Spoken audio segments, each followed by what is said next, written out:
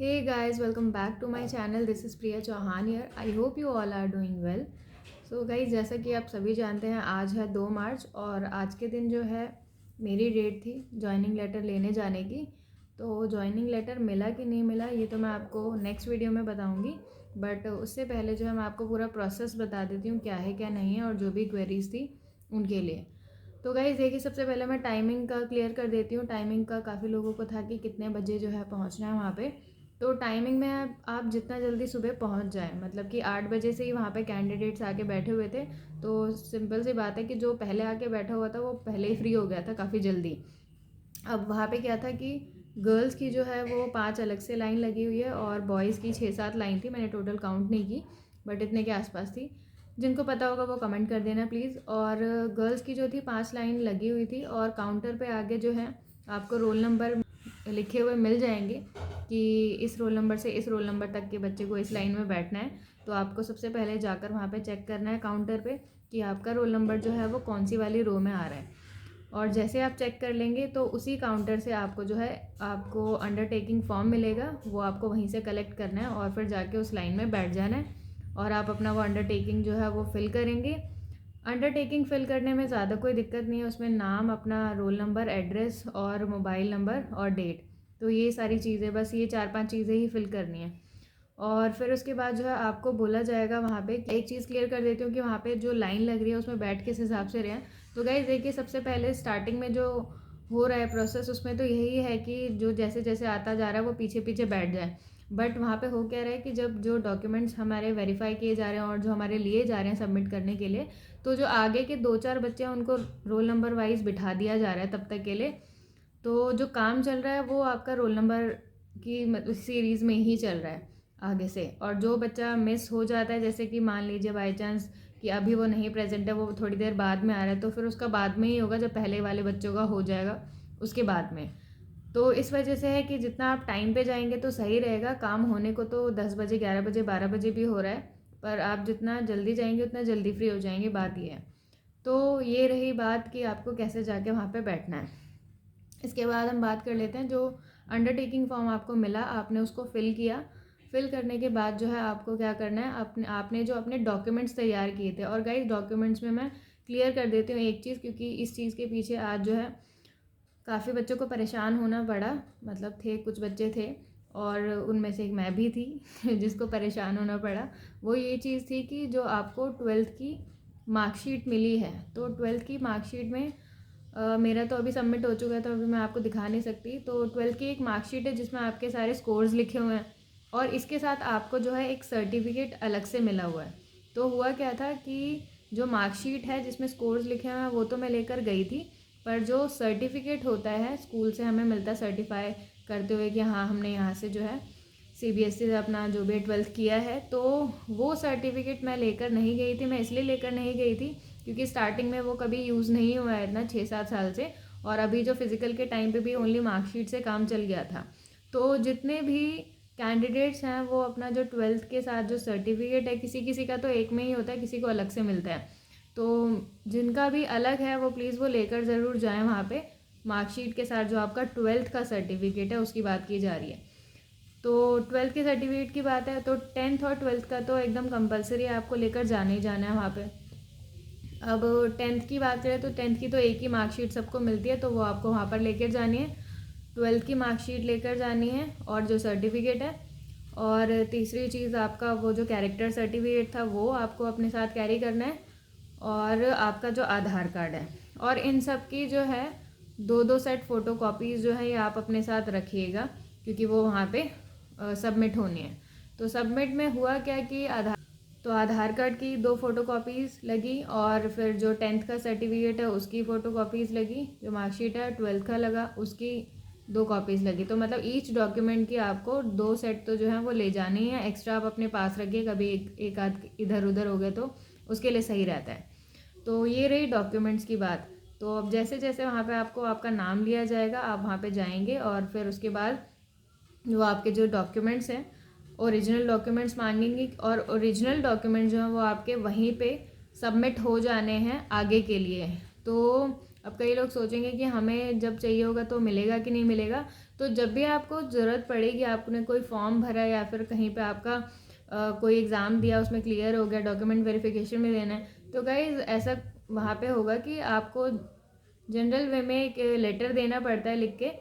तो वही लेटर आप देते हैं कि मेरे को इस पर्पज़ के लिए मेरे को अपने डॉक्यूमेंट चाहिए, तो वहाँ से आपको मिल जाते हैं। और मिलने के बाद फिर कुछ दिनों बाद आपको दोबारा से वहीं अपने जमा करने पड़ेंगे, क्योंकि ये जो डॉक्यूमेंट्स हैं आपको आपकी पूरी सर्विस के बाद जो है, जब आपकी सर्विस ख़त्म हो जाएगी उसके बाद आपको ये डॉक्यूमेंट्स वापस मिलते हैं। तो ये रहा गाइस कि डॉक्यूमेंट्स आपके सबमिट हो जाने हैं। जो आपका आधार कार्ड है वो नहीं होगा, बाकी जो सर्टिफिकेट की बात की मैंने 10th 12th और ग्रेजुएशन, हाँ ग्रेजुएशन का मैं बताना अभी भूल गई थी। तो जिनके पास ग्रेजुएशन का है वो लगा सकते हैं, जिनके पास नहीं है कोई दिक्कत नहीं है। तो इसकी आप बिल्कुल टेंशन मत लीजिएगा कि ग्रेजुएशन का है नहीं है क्या करें। 10th और 12th का आपका मस्ट है, ये आपका होना ही चाहिए। इसके अलावा जितनी भी हायर आपकी एजुकेशनल क्वालिफिकेशन है, अगर आपने पहले दे रखी थी तो आप अभी भी दे सकते हैं, नहीं दी तो कोई दिक्कत नहीं है अभी भी, अगर नहीं है आपके पास तो गाइज़ ये रहा। अब इसके बाद गाइज़ एक क्वेश्चन और कि जो अग्रीमेंट पे किसके साइन होने हैं, तो अग्रीमेंट पे साफ साफ बोला गया है फर्स्ट क्लास मजिस्ट्रेट जो कि हमें कोर्ट में मिलते हैं वहाँ से होगा, या फिर दूसरा ऑप्शन है आपका SDM से आप करा सकते हैं।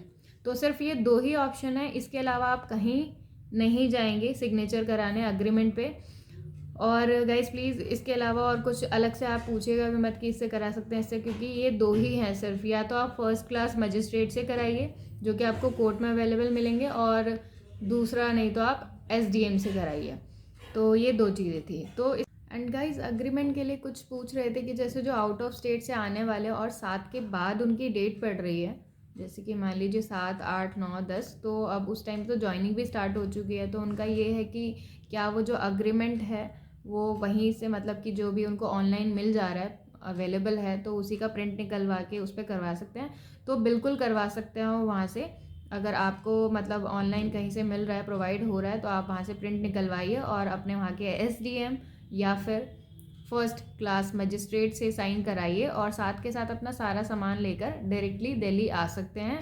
तो इससे क्या है, आपको बार बार चक्कर नहीं काटने पड़ेंगे वहाँ पे। तो बिल्कुल आप ये चीज़ लेकर आ सकते हैं, जो भी यहाँ से मिलेगा कोई बात नहीं, वो आप अपने यहाँ रख लीजिएगा। बट ये है कि ज्वाइनिंग के टाइम पर आपका वो यूज़ होना है। तो आप जैसे पूछ रहे थे कि क्या हम सेम डे ज्वाइन कर सकते हैं, प्रोसेस में पूरे मतलब लगा लो आप, मैं अगर 9:30 बजे गई थी तो मैं 12 बजे जो है आराम से फ्री हुई। तो 2-2.5 घंटे मुझे लगे थे, और वो भी 2-2.5 घंटे से ज़्यादा ही मुझे लग गया वैसे तो, क्योंकि मैं 3 बजे फ्री हुई, क्योंकि मैंने आपको बताया कि जो मैं मार्कशीट के साथ सर्टिफिकेट था वो मैं नहीं लाई थी, तो मेरे को मंगवाना पड़ा था घर से, तो इसके चक्कर में। वरना अदरवाइज़ आपको आराम से 2.5 घंटे तो बिल्कुल आराम से लगेंगे वहाँ पे। तो अब होगा क्या, आपके वहाँ पे डॉक्यूमेंट जो हैं उनमें से आपसे जनरल कुछ सवाल किए जाएंगे।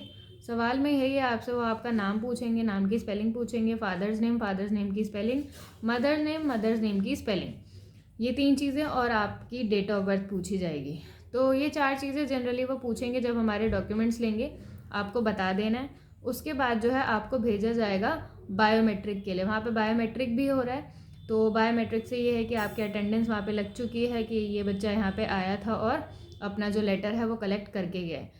तो गाइज़ यहाँ पे ये चीज़ है कि जैसे आपने अपने डॉक्यूमेंट सबमिट कर दिए, आपका होगा बायोमेट्रिक कराने के बाद आपको वहाँ पे एक बायोमेट्रिक कराने से पहले वहाँ पे एक छोटी सी स्लिप मिलेगी जहाँ पे बायोमेट्रिक हो रहा है, वो आपको फिल करनी है। उसमें भैया आपका रोल नंबर आएगा और भी 1-2 चीज़ें और डेट वगैरह आएगी।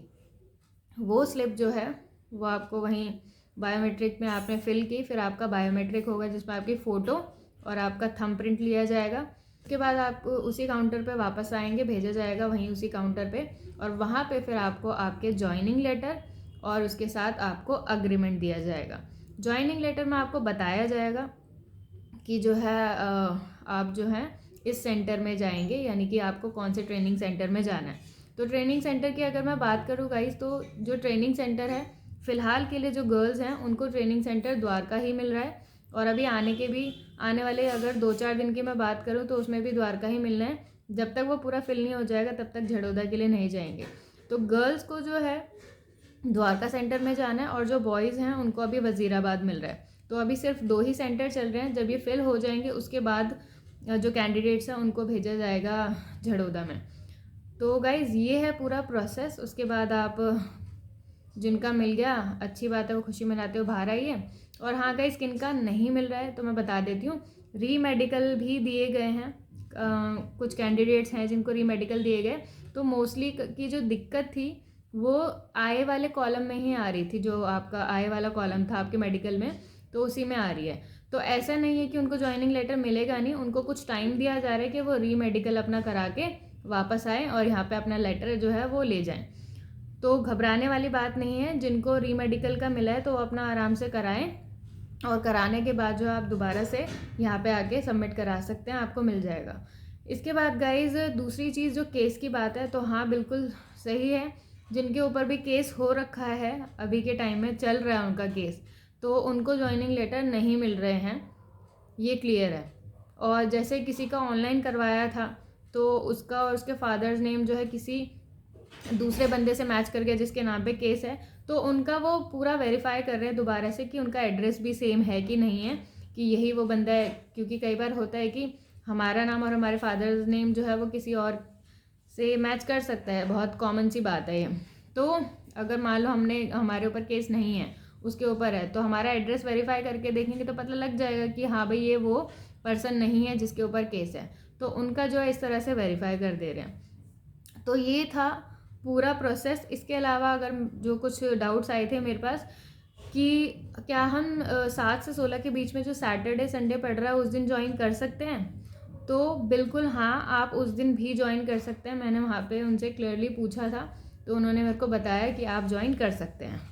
सो गाइज इसके अलावा जो है, अब ज्वाइनिंग के टाइम पर आपको क्या चीज़ें लेकर जानी है, तो ज्वाइनिंग के टाइम पर गाइज आपको लेकर जानी है, सबसे पहले तो जो आपको ज्वाइनिंग लेटर मिला है आप उसकी कॉपीज़ भी करा लेना और अपने पास रख लेना। दूसरी चीज़, जो आपको अंडरटेकिंग जो अग्रीमेंट मिला है उसकी भी साइन कराने के बाद कॉपीज़ करा लेना और अपने पास भी रखना। और तीसरी चीज़ जो है आपको RT-PCR। तो ये 3 चीज़ें, आपका ज्वाइनिंग लेटर, आपका जो अग्रीमेंट है और आपकी RT-PCR, ये 3 चीज़ें ज़रूरी है ज्वाइनिंग वाले डेट पर। और इसके साथ साथ 5,000 रुपये जो आपको मेस सिक्योरिटी चार्ज वहाँ पे देना पड़ेगा।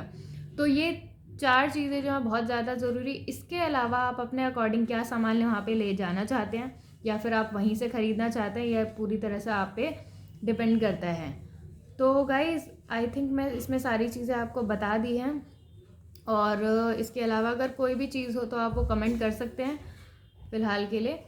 तो अब मिलती हूँ आपसे मैं नेक्स्ट वीडियो में और बताती हूँ आपको कि ज्वाइनिंग लेटर का क्या हुआ क्या नहीं हुआ। सो गाइज़ तब तक के लिए stay tune, bye bye, take care, thank you so much for watching this video. जय हिंद, जय भारत।